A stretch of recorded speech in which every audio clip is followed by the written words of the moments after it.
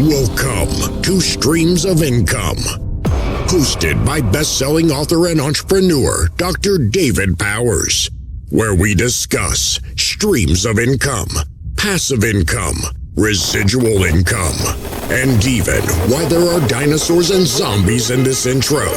Fasten your seatbelts and get ready to dive in.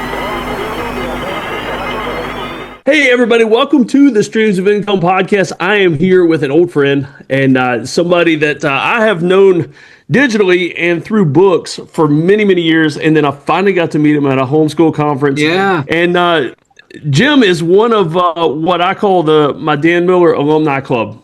People that I know that through Dan Miller.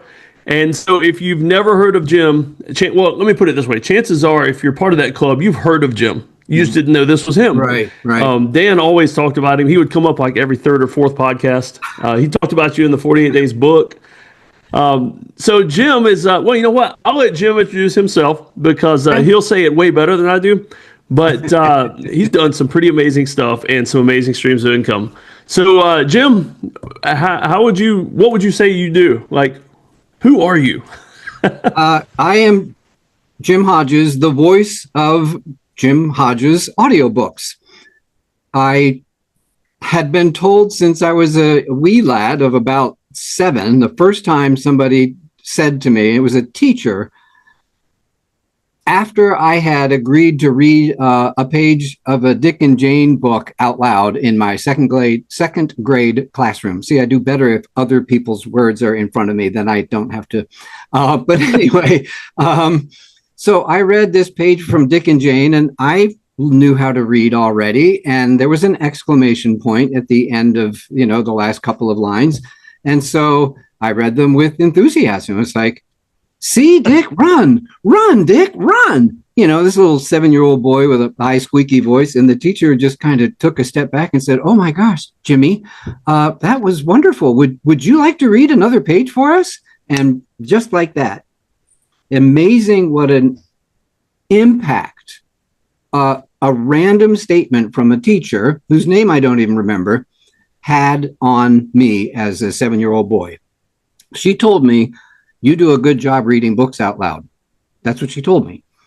She didn't say it exactly. She just said, that was amazing. Would you like to read some more? And well, that told me. And so from that point forward, all the way through high school, all the way through college, I always volunteered to read out loud because I felt like I had a knack for it and I enjoyed doing it. And people were like, wow, that was good. Thank you. That's very helpful. Because if you have the right pause and emphasis and all of that, you can steer the listener's mind to follow the meaning of the words in the book much more easily if you can break things up. So anyway, I did a lot of recording. I did a lot of reading out loud in school, high school, even in college. I started doing theater when I was in high school, just a couple of little one-act plays, no major parts or anything. But the first one-act play I was ever in went on to state finals, which was kind of interesting because the girl who I still know and had the main leads did well enough that we went on to compete, which was kind of interesting. And so I started an audiobook business because I love to read out loud. So that's, you said that's kind of understated, but in the homeschool field, conferences and all that, you are like one of the most well-known audiobook presenters out there. Well, that's great. You've got a following. I do. Yes, I do. I've got, over 12,000 people on my email list. I do have name recognition out there in the homeschooling community. A lot of other companies are carrying my stuff now, which is really neat, and have been since the very beginning. But, Jim Hodges Audiobooks has gone through a lot of iterations over the last 25 years. That's how long I've been doing it, 25 years, full-time Jim Hodges Audiobooks. Yeah. And you used to do the conferences a lot, like show up and do the vendor thing. And I've done that before, and that is excruciatingly painful and boring sometimes. Do you still do that? My last homeschool convention was in Fairbanks, Alaska, last year. I did the 3 idea homeschool conventions, Anchorage, Soldotna, Fairbanks, and that was my last homeschool convention. It doesn't mean it will be my last, but it was the last one that I did. I've done 200. I did the math finally. 274 homeschool conventions I've done. I mean, wow. If people don't know my name after that, guess what? Not a whole lot more I can do. Yeah. And I love doing the homeschool conventions because you'd meet these little kids that thought you were some kind of movie star because they listened to me reading books to them, as they're driving to soccer practice or whatever, or with the family around the fireplace in the evening. And so that was exciting. And I got to personally interact with other homeschooling families, moms, dads, kids. And I get energized by that. I really get energized by that. And so, yes, I've done a lot. I just turned 67 this year. And so I'm just a little bit ready to wind things down a little bit. So I'm not doing the homeschool conventions. Plus they became, for me anyway, and I don't know if this is true for everybody doing conventions, but for me, they became less and less profitable as the cost for a booth just kind of went through the roof, and then travel expenses and rental cars and meals out. And I mean, I got to the point where if I could drive, I would, because that was less expensive than flying. And then I didn't have to have a rental car. On Thursday night, you got to get there Thursday night for a Friday and Saturday convention. And a lot of them have Thursday night shopping hours too. I would get a pizza on Thursday night, and I'd have half of it for dinner on Thursday. I have the other half for dinner on Friday. So it was like $10. Okay. For lunch, I'd bring a couple extra hard-boiled eggs from the breakfast bar at the hotel where I was staying, if they had a breakfast, because sometimes I'm staying in Motel 6s and they're like, yeah, you got a bed. Shut up. You're lucky to have the bed. You're lucky to have a bed. So they just got to be so expensive. And I just wasn't turning a profit. My sales were still good, but when I looked at and compared it to what it cost me to get there, there were diminishing returns. So I've taken some other tacks that I believe have made up the difference there. Yeah. I mean, I love going to conferences, but doing the booth and everything, unless the sales are blowing through the roof. I mean, I'm more of an introvert, and so it would wear me out so much. Yeah. And people see these conferences in big cities and they think, oh, it's a, tax deductible vacation. No, it's not. By the time you get done for the day, you go to the hotel and die. You do. I mean, they would say, okay, be here at 9:00 tomorrow morning or 8:00 tomorrow morning, and be here till 8 or 9 o'clock tonight. I traveled alone for a number of years. My wife came with me, and she was we were homeschooling still. And she was getting tired of the homeschool convention scene. And I got to the point where I had to beg her to come just to give me some relief. And I finally just gave up on that and figured, you know what? If I have to walk away from my booth, I'm going to put a sign up saying I'm taking a break, and I'm just going to walk away, because it is grueling. And people would want to get together after the convention, other exhibitors, and I made a lot of friends in the homeschooling exhibitor circuit. I mean, it's just wonderful, absolutely wonderful, wonderful people. And I would say, look, if we can do it Friday night, okay, great. But I don't want to do it Saturday night because everybody's breaking down and trying to get out of there. And I would love just going out to eat with them. But other than that, no, when it was over, I was like, okay, back to my hotel room, chill, decompress, and, try to get a decent night's sleep. And who sleeps well in a hotel? So, the next day, you're starting off behind the 8 ball. So it got very, very hard. And so if you're going to homeschool conventions, be nice to the exhibitors. They're really, laying it out there on behalf of their business, obviously. Yeah. But people do that because they love the homeschooling community, and they believe that what they have can really help homeschooling parents. Yeah. It's a big job. It's a big job. We only had 3 kids, they were 3 years apart roughly. So we had, 3 different grades going and trying to keep everybody learning the same kinds of things, so anyway, be nice. Be nice to your exhibitors. They really do work hard. And their Yeah, heart is definitely. their heart is definitely in the right place, for sure. Oh yeah, yeah. So I know in the old days it was primarily CDs, and now you do a lot of digital. Do you have any other like streams of income you've spun off from the audiobooks alone? Not we'll get into the other stuff later, but have you found other avenues? The other avenue that I have found is really, I'm so glad that I thought of this. I was approached about 7 years ago by this company that said, hey, I met you at a homeschool conference. I know you record books. I run a publishing company, and one of my authors has requested that I get some samples of voice talent. Would you be interested in recording this chapter of this book? And we'll lay them all before the author. And I said, yeah, sure, I'll do that. So I read the chapter, I sent it in. He wrote me back about a month later and said, well, the publisher, I picked your recording, but the author did not. However, I've been to your website. You've got a lot of stuff, and I do distribution for books and audiobooks. Oh. Would you be interested? And I said, well, where are you putting it? Well, Audible, iTunes, recorded books, all of these. I have been to audiobook sites that I've never heard of anywhere in an email that I got that mentioned them in passing. And I click on it and I go there and I'm already there. So this guy really has done a masterful job distributing my audiobooks.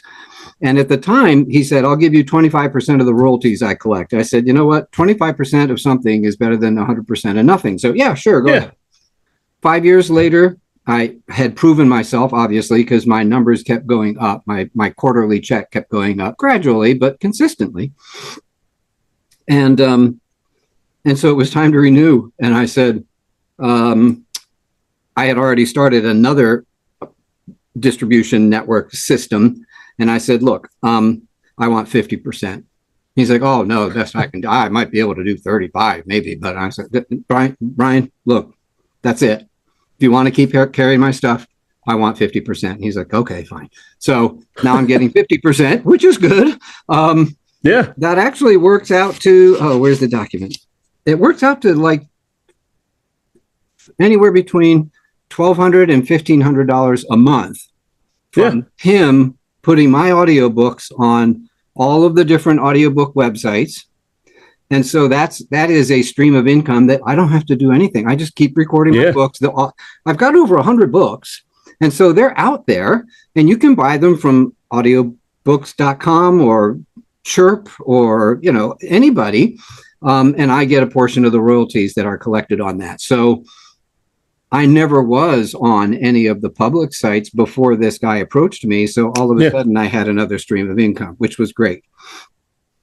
What I had started in the interim, well, for one, we started off with cassettes. in 1999. You've been doing it that long. Oh, yeah. A long time ago. I did a little bit of research and discovered that well over 90% of the audiobook industry was on cassette. So, of course, you do cassettes. And what I did was there were two books that I recorded, With Lee in Virginia and In Freedom's Cause. With Lee in Virginia, I recorded because it was the Civil War, but from a Southerner's point of view, and I knew a lot of homeschoolers were from the South, so I thought they would enjoy that. And the other one was In Freedom's Cause, which was the story about William Wallace and Robert the Bruce. Well, Braveheart had just come out, 6-9 months prior, and everybody was still enamored of that story. So those are the two that I recorded, had them produced on cassette, cost me a boatload of money because nobody knew who I was. I was green first time around. We're gonna rake this guy over the coals. So I went ahead and sent out free copies of those two audiobooks to any distributor of the books, and these are the George Alfred Henty historical novels. Anybody who was selling the books, I emailed, asked if I could send them a copy, and they said yes. And every single one of them started ordering the cassette editions of my audiobooks. And Rainbow Resource was one of them. Christian Book Distributors was one of them. I had a number of distributors already, and I started doing homeschool conventions. Well, the next thing I know, those sales started dropping. So I did another analysis. They said, oh, well, you need to go CD. I said, oh, really? Oh, yeah. Well, tell me about that. And this is Bill Bowden at the Spectrum Manufacturing in Norman, Oklahoma. And I said, well, tell me about that. He said, well, you can't fit as much on a CD as you can fit on a cassette. So it's going to take more CDs and the packaging is different and they're going to cost you a lot more. And I said, well, no, I don't need the manufacturing price to go up. I need it to go down because I was spending $9 or $10 per cassette package. Yeah. And I would wholesale them at 18 and retail them at 36. So it was 100% markup and another 100% markup. And that gave the distributor the chance to be the hero. Manufacturer's suggested retail is 36. I'll sell it to you for $29.99, and so they get to be the hero.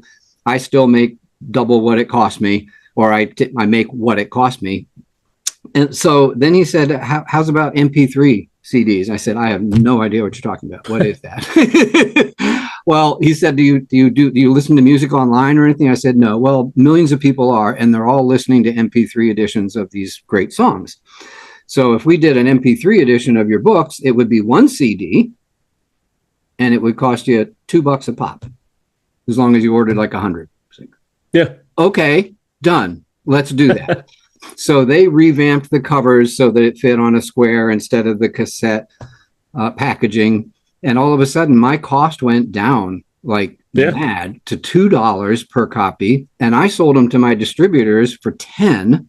So instead of getting $4 back, I got $8 profit per CD. And the technology's better. It takes up less space. And then with a retail price of 25, they could be the hero and sell it at 20 and still make 100% of what it. So everybody's winning here. You know that. Yeah.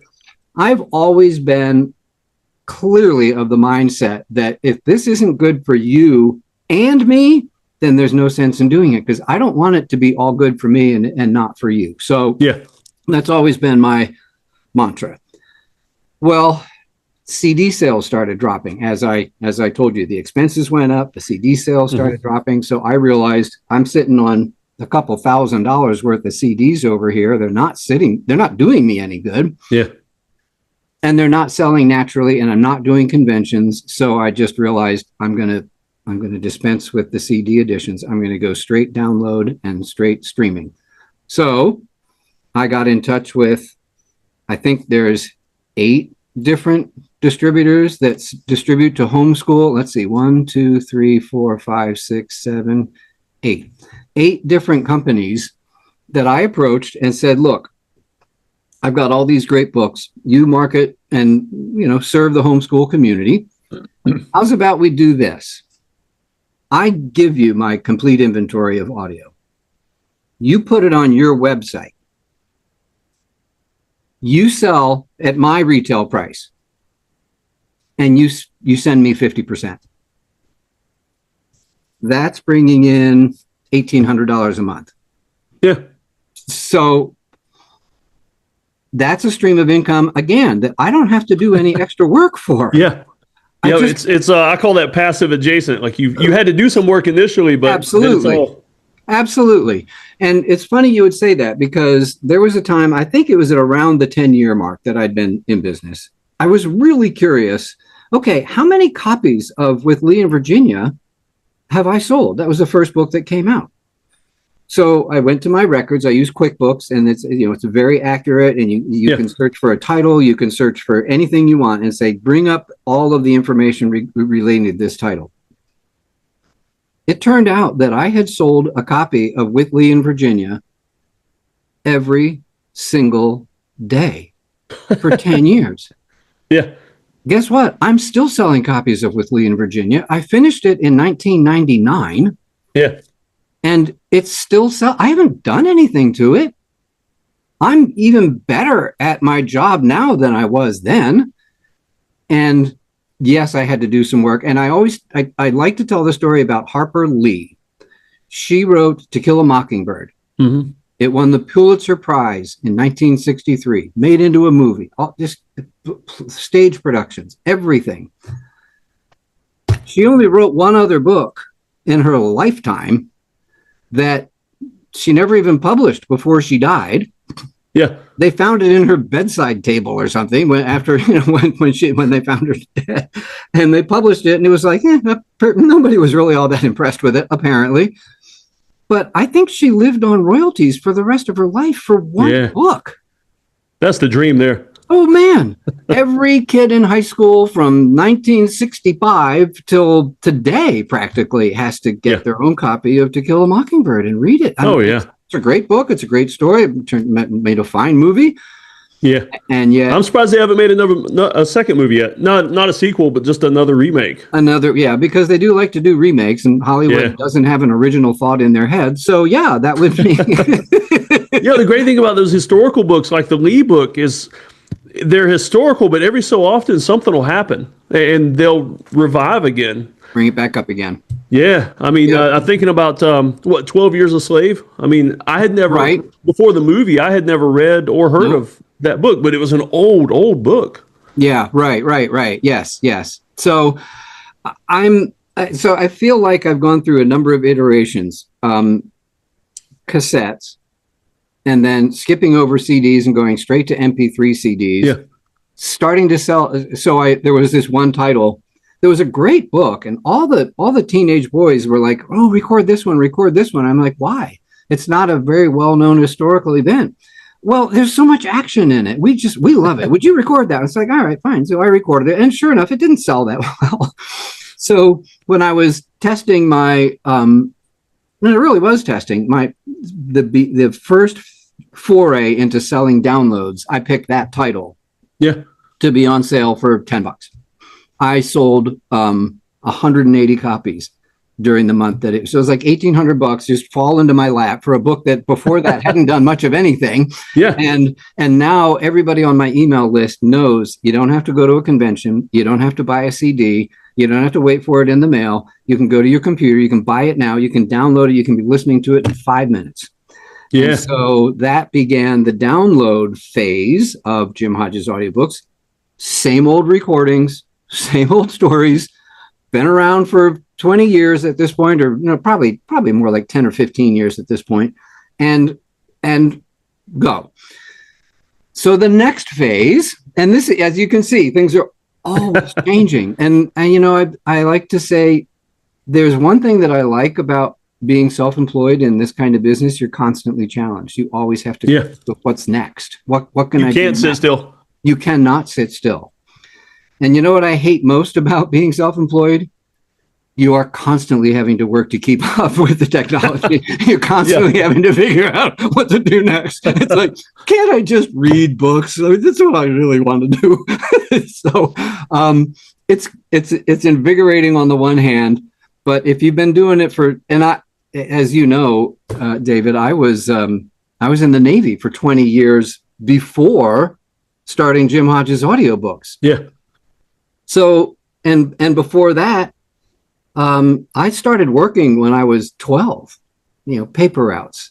And before that, it was shoveling walks and raking leaves and doing all that kind of stuff. When you're a little kid, anybody can rake. Might not do a great job, but you can get a lot of them anyway.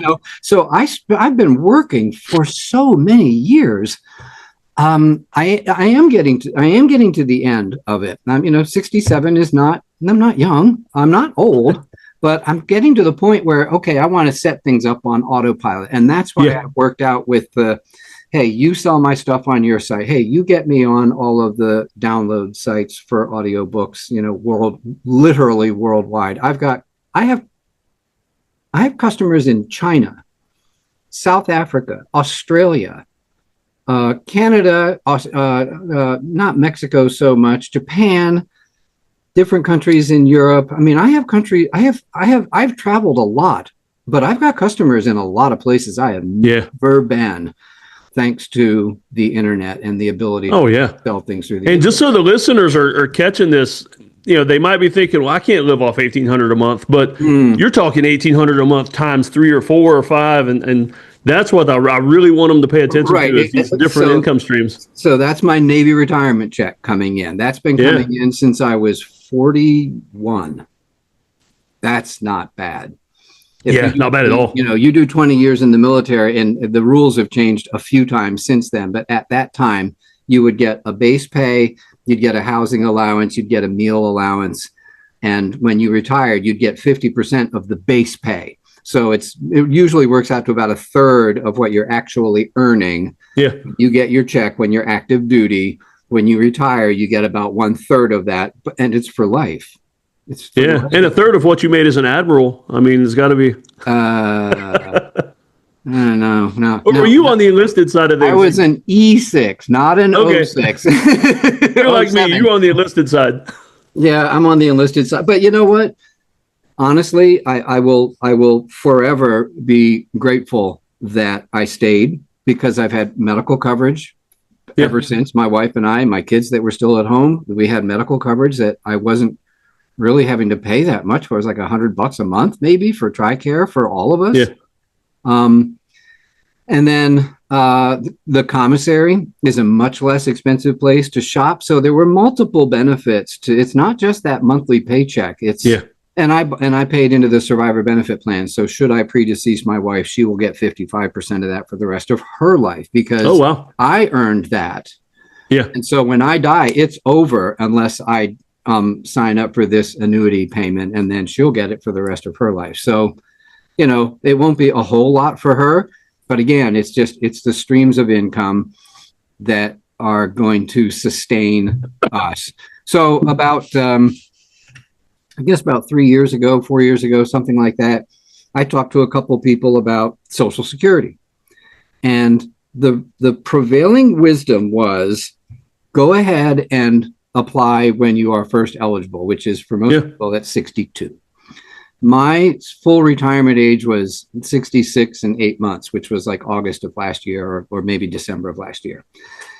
And I did the math, and I thought, well, this is how much my check's going to be. If I multiply that times, 3.5 years, as opposed to waiting, how much money is that?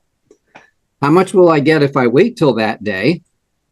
And how long will it take me to make up what I'm missing by not applying now? Yeah. And I've discovered since that it's pretty much a blanket rule, 12 years. Okay. Well, in the meantime, I've got 12 years worth of income coming in automatic, Yeah. You know what we did with that money? We bought a second condo. Yeah. I didn't need it to live on. I had my Navy retirement check. I had $1,500 a month coming in from my own website in sales. I had $1,800 a month coming in from the affiliates. Now I've got Social Security coming in, and I look like, well, what am I supposed to do with this? Well, you know what? Real estate where I live is not cheap, and it is forever on an uphill climb. I live in Annapolis, Maryland, not this. Beach. This is a fun background, because that's where I'd like to be tomorrow, or maybe Monday. We're already talking about that.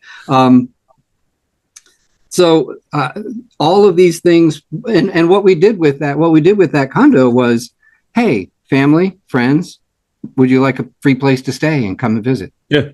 So we fitted it out with, enough furniture to make it livable, and had family members come down and visit and stay for a week, and they had their place, we had ours, because it's in the same building. We are downstairs and it's upstairs, so it's been really great. But again, as I mentioned, it's just gotten so expensive to live here, even with all of these automatic streams of income. And I don't have commute expense. I don't have uniform expense. I don't have wardrobe expense. I don't have to eat lunch out every day, which I hardly ever did. I would almost always, bring last night's leftovers for lunch. And we're frugal people. We don't live extravagantly, although some might question that, but we don't live extravagantly. And I say that because 26 years ago, I was still in the Navy. I had 90 days of vacation time saved up. We hopped on a military flight, landed in Germany, didn't realize we had no reservations and no plan. So we hopped on another plane and flew it back, another military plane, flew it back to London, at least where they spoke English. and spent 2 or 3 days traveling around London and southern England. And then we went back to Europe and started our Eurail Pass and spent 3 weeks traveling around Europe with no reservations anywhere, nothing but a backpack on our backs. And we traveled around Europe is one of the last things I did when I was in the Navy. And it was part of our kids' homeschool. I mean, this is an education. We're going to Rome, we're going to Venice, we're going to the D-Day beaches, we're going to Germany, we're all over the place. Yeah. And everybody, all of my kids' friends said, your parents must be rich. No, we're not. We're far from it, except we really, this was something that we really, really wanted to do with you kids before I got out of the Navy. So that got us on a trajectory where I've lost count of the number of countries that we have visited. We've been all over Europe. 2 years ago, we took all of Monica's siblings on a 2-week trip through Europe. We just got back from a 6-week trip to Southeast Asia. My son is in the military. He's stationed in Singapore. And for his kids' summer vacation, they wanted to go to Thailand, Vietnam, Sri Lanka, and India. And they asked us if we'd like to go along. We said, sure, let's go. Oh, man. So, and I love looking at your Facebook feed when you're on these trips. Oh, yeah. I'll tell you, go to the Jim Hodges Audiobooks Facebook page, and you too can come to Sri Lanka and India. Our last day of that trip, we were at the Taj Mahal, which was just a fantastic exclamation point to the 3-week trip, a 6-week trip that we had taken. And when you're self-employed and your website is on autopilot, I forgot. I instituted about 7 years ago a download a month club. Yeah. So my audios cost $18 if you just come and buy one. If you join the download a month club, you pay $6.99 a month, but you get a coupon worth $18. And then you can come back and buy an $18 download for the $6.99 that you spent on that coupon. So I've got over 150 people that are on that. Wow. Many of them have been for some time. And that's where the bulk of my website income comes from. It's, $1,400, $1,500 a month. Yeah. Man, I love that. Now we're hitting another label, like recurring income. Exactly. I offer it in January, typically for $5.99. Yeah. A month. So that's $6. You're paying 1/3 the price of an audiobook. So if you only use 1/3 of the coupons that you get, you're not losing any money because you're still, getting an $18 download for every one of them. So yeah, I've had as many as 180. We're a little over 150 now. That was my high point, was 180. Yeah.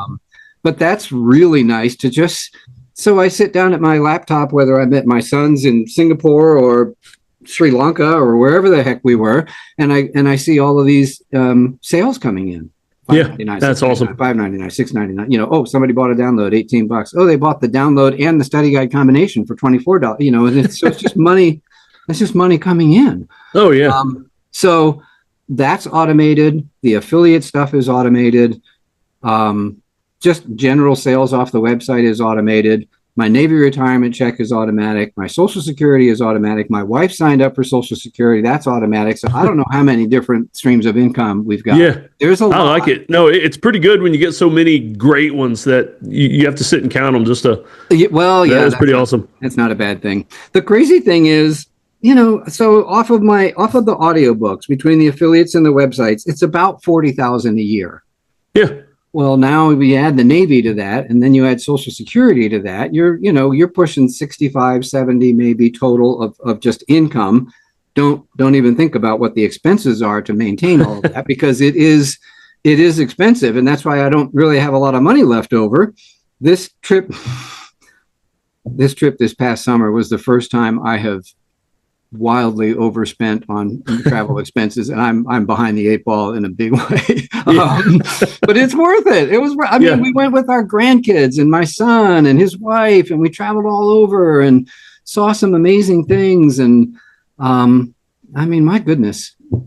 And it took a long time to get here. I know you're dealing with, maybe 40 to 80, that age range, but I hope younger kids are looking at this and saying, well, he didn't get that overnight. It took 20 years in the Navy, 25 years of self-employment, all the work that he put in to actually record those books and edit those books and pay somebody to design the covers and pay somebody that, there's a lot of those conventions. Oh my goodness. I don't know what a convention booth costs anymore, but yeah, I quit when it was pushing $750, $800 for, 100 square feet for 2 days. Like, God. Yeah. And if you want to end cap, just double that. Exactly. At least double that. And I would always ask for a corner because then at least I had two sides. Yeah. And people had to come around and go around that corner. And I had my CD player right on the corner. They could not miss hearing my voice as they went around that corner. I mean, it just made sense. Yeah. Oh, yeah. And now, most of your stuff is historical drama, but you actually have some other Hardy Boys and some other things like that as well. I do. Yeah, the Hardy Boys have been a blast. I started doing classic literature titles, which I'm really enjoying because I never did read them when I was in high school. And that way I'm getting to read the classics, which is great. And I've chosen not like heavy stuff, Around the World in 80 Days, Treasure Island, Robinson Crusoe. Fun stuff. This is more fun stuff, but still classic lit. There's a reason people still recognize those names. It's because they're classics. Yeah. So, the best part about this for me, Dave, is that I love it. I love reading out loud. I just do. I just think it's fun for me. All the rest of it is work. All I want to do is read and then just go, you guys do this, you do that, because I really don't. I'm not interested in that anymore. I'm to the point now that I might be able to get away with always paying somebody to do my editing. This last book, I spent so much in India or wherever that I couldn't afford to pay somebody to do my editing. So I had to do my own editing, which I absolutely hate doing. But I have people who will volunteer and have volunteered for years to listen to my stories once I think I've got all the corrections made. Yeah. And they just listen to it and come back and say, hey, you said the same line twice here. And I go in and fix it. And then I release it. I have somebody that does my website maintenance, simple things, creating new pages and adding product and that kind of stuff. Not a lot. The plugins for the site are not free. The hosting of the site is not free. That stuff adds up too. It does. When I did the math a few months ago, it was costing between the monthly maintenance and all the plugins and the hosting, it was like $500 a month just to have the website. And I thought, that's ridiculous. That's way too much money.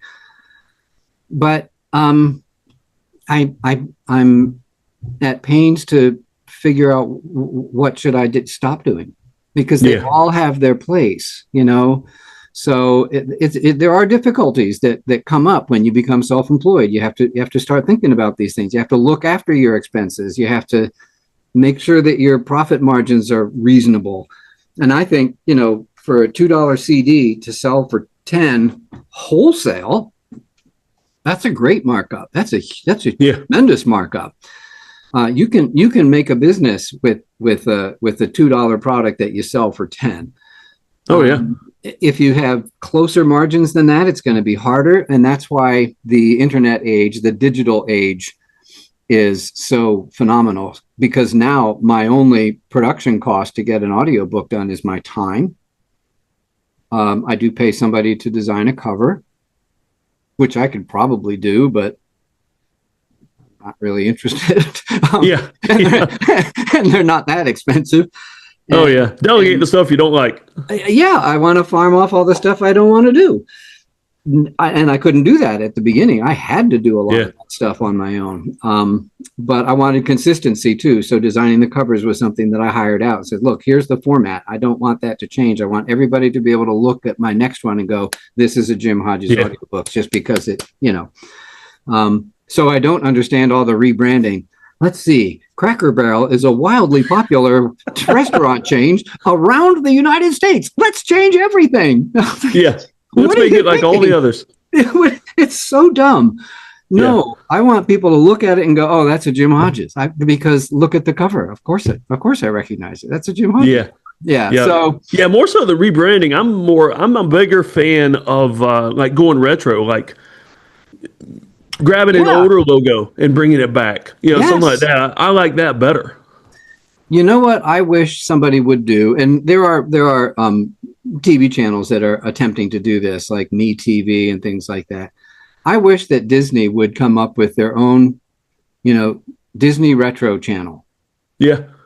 And all they would have to do is rerun all of their Sunday night programs from all of the 1960s. You know, you'd have, let's see, 5 times 12. That's 60, I don't know, 2 or 3 hour long programs. And just, what are you doing with that now? Anybody? Yeah. Anybody? It's sitting in a warehouse somewhere. It's sitting in a warehouse somewhere, and you could be mining the public domain. It's not even public domain. It's your own inventory. Yeah. And you're doing nothing with it but coming Make use of it before it's public domain. Well, yeah, no kidding. No kidding. I mean, believe me, every year I look at the list of books that are going into the public domain in case there's something that I want to record. And that's what I'm doing with the Hardy Boys. Okay, I've been using some of the Winnie the Pooh stuff now that the early stuff. Hey, there you go. I thought about that too. But, you know, I'm afraid my concern with that one is people are so familiar with the voices that have already been established. You know what I mean? Still too close. Yeah, they're going to listen to mine and go, he doesn't sound anything like Igor. I'm like, well, I'm not the guy who did it, you know, so I'm sorry, I'm not that old. Well, maybe I am. But the Hardy Boys is perfect. I mean, it's not like there's been Hardy Boys movies or anything all these years. I mean, there have been one or two, but not so recognizable that somebody else couldn't do it. Right. And so I'm recording, and the blue cover Hardy Boys, 99% of them are not the original text. Yeah. The original text is 24, 25 chapters, sometimes almost an entirely different storyline, because in the 60s and early 70s, they rewrote them all. Yeah. So that every one of them was exactly 20 chapters, the exact same number of pages. Let's adjust the storyline any way we want to comport with what we think the story should be now. Well, I didn't know that. Oh, yeah. Yeah. So I have to go. In fact, I went to Books and searched for the brown cover Hardy Boys books. And I contacted each seller and I said, please open the flyleaf and make sure that this is the 1927 edition, 1928 edition, 29, 1930, you know, so that I knew that I was recording the one that was going to be going out of copyright the next January 1. Yeah. So I could get them all done now, and then just wait for the date to get here and boom, drop them. And I hired a artist for the covers, and I sent him the original cover, the paper flyleaf that would go around the brown jackets. And I would send him that because you can find that picture. And I'd say, make yours look like this, but I don't want to use exactly that. And so he just kind of recreated the picture in his own way.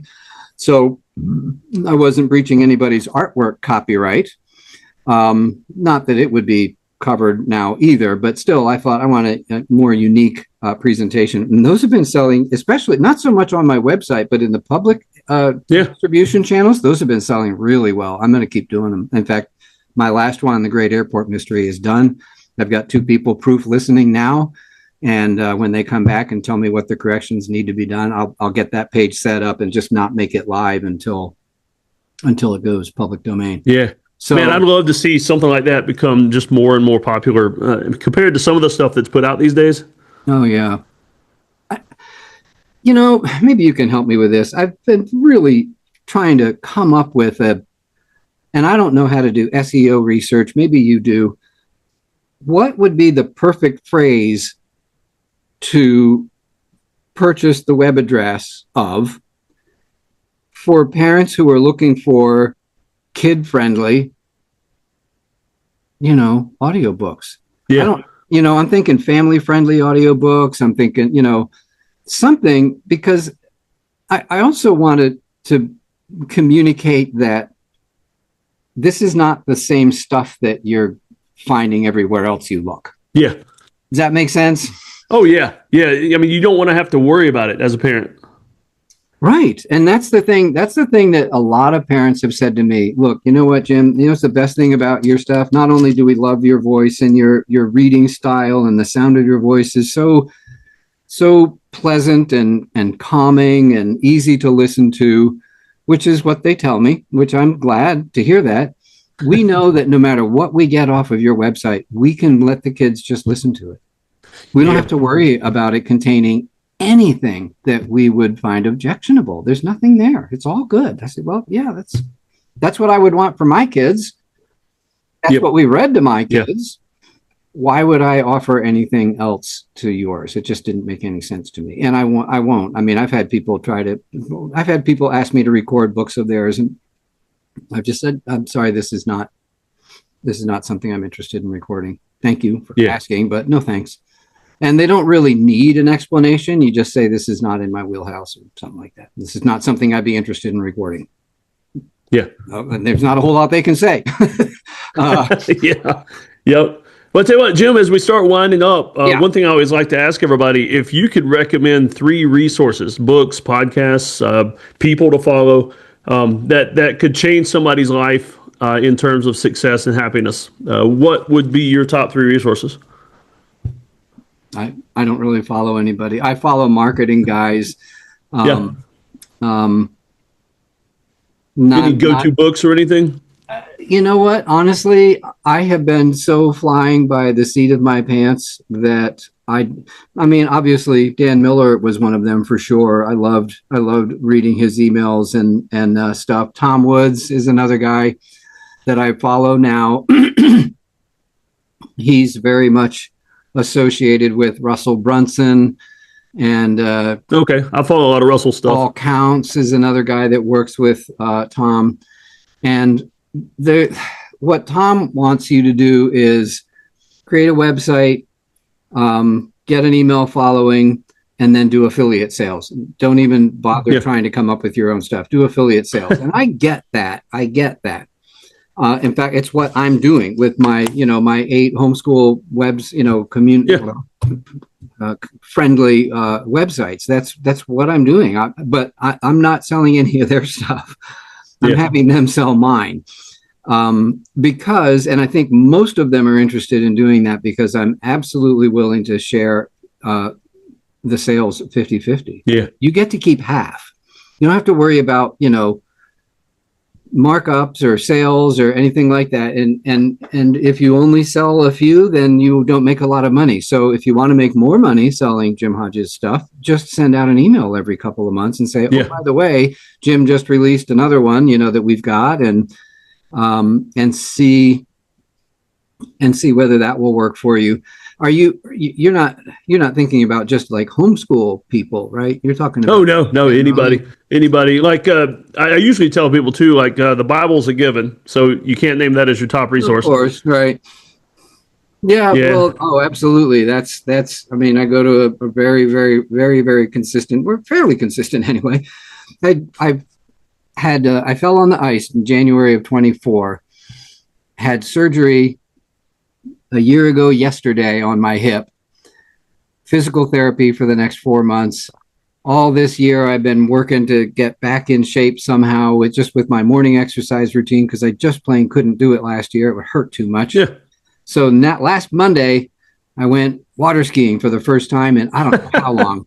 And the first thing that happened was he jammed the gas and wasn't even straight ahead of me and jerked on that thing so hard that my right leg pulled back because it's got the force of all the water behind the ski, and I tore up my hamstring.